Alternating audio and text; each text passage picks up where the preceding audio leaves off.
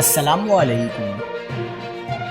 کراچی میں لرزہ خیز واقعہ کلفٹن کے تفریحی مقام پر اچانک کیا ہوا، فضا سوگوار، ہر آنکھ اشکبار ہو گئی۔ تازہ ترین ویڈیوز کے لیے چینل کو سبسکرائب کر کے بیل آئیکن اور آل نوٹیفیکیشن پر کلک کریں۔ آپ کو بتاتے چلیں کہ کراچی میں 17 سالہ نوجوان کلفٹن میں پلے لینڈ میں جھولے سے گر کر جاں بحق ہو گیا۔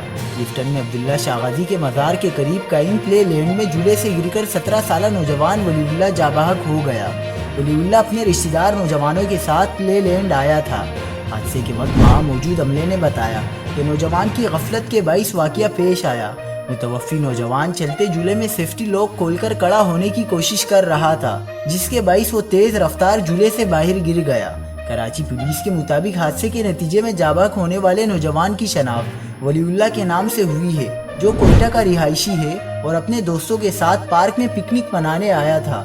جاں بحق نوجوان کے رشتہ دار جائے حادثہ دیکھنے کے لیے آئے، اہل خانہ شدت غم سے نڈھال ہو گئے۔ مزید خبروں کے لیے دیکھتے رہیے حق پاکستان نیوز۔